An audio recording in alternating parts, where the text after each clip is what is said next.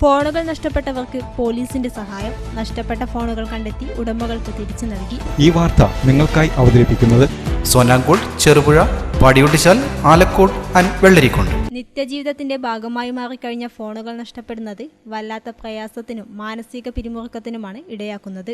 Phone നഷ്ടപ്പെട്ട പരാതിയിൽ Payyanur police station പരിധിയിൽ നിന്നും 14 ഫോണുകളാണ് കണ്ടെത്തി പരാതി നൽകിയവർക്ക് കൈമാറിയത്.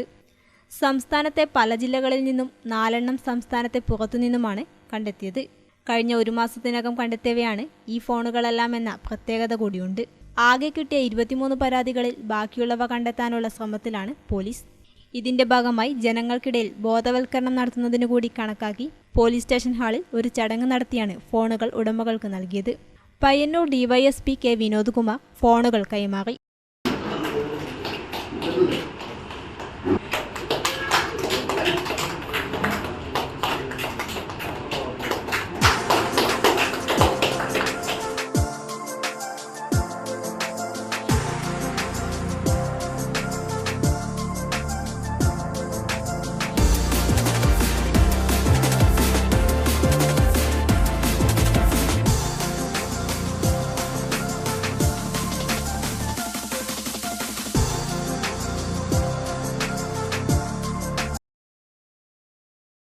കാര്യങ്ങൾ വിശദീകരിച്ചു കഴിഞ്ഞു. നമുക്ക് നഷ്ടപ്പെടുന്ന ചെറിയൊരു മുതൽ നമ്മൾ ഏറ്റവും കൂടുതൽ വിലമതിപ്പോടുകൂടി കാണുന്നതും നമ്മൾ കൊണ്ടുനടക്കുന്നതുമായ മൊബൈൽ ഫോൺ നഷ്ടപ്പെടുന്നത് വളരെയധികം വിഷമമുണ്ടാവും.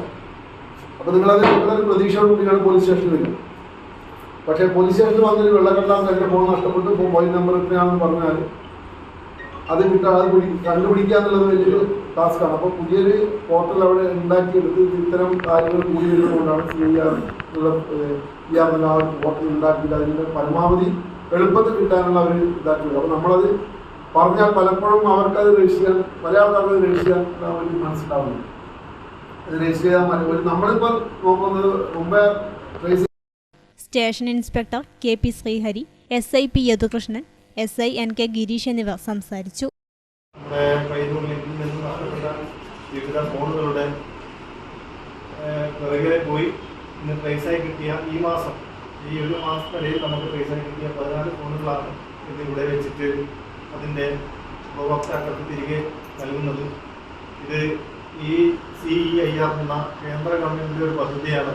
CEIR central equipment identity register എന്ന് പറയുന്ന ആ രജിസ്റ്ററിൽ നമ്മൾ നഷ്ടപ്പെടുന്ന ഫോണ്, അതിൻ്റെ ഡീറ്റെയിൽസ്, അതിൻ്റെ മൊബൈൽ നമ്പർ, IMEI നമ്പർ, അതുപോലുള്ള വിവരങ്ങൾ നിങ്ങൾ നൽകിയതിൻ്റെ അടിസ്ഥാനത്തിൽ അതിൻ്റെ പിറകിൽ നമ്മുടെ സൈബർ സെല്ലും ഈ ബജറ്റുമായി ബന്ധപ്പെട്ട മറ്റ് ഉദ്യോഗസ്ഥരും പ്രവർത്തിച്ചതിൻ്റെ ഫലമായിട്ട് ആ ഫോണിൽ വേറെ ആരെങ്കിലും പുതിയ സിം കാർഡ് ഇടുമ്പോൾ അങ്ങനെ ലഭിക്കുന്ന സന്ദേശത്തിൻ്റെ അടിസ്ഥാനത്തിൽ അതിൻ്റെ പിറകെ പോയിട്ടാണ് ഇന്ന് ഈ ഫോണ് പല സ്ഥലങ്ങളിൽ നിന്നും, ഇപ്പോൾ കേരളത്തിൽ നിന്നുള്ള പല ജില്ലകളിൽ നിന്നുള്ള ഫോണുകൾ നമ്മൾ ഇവിടേക്ക് ശേഖരിച്ചിട്ടുണ്ട്. അതുപോലെ ഇന്ന് കിട്ടിയതിൽ 4 ഫോണുകൾ നമ്മുടെ സംസ്ഥാനത്തിന് പുറത്തുനിന്ന് മറ്റ് സംസ്ഥാനങ്ങളിൽ നിന്ന് ഉപയോഗിക്കുന്ന ഫോണുകളായിരുന്നു.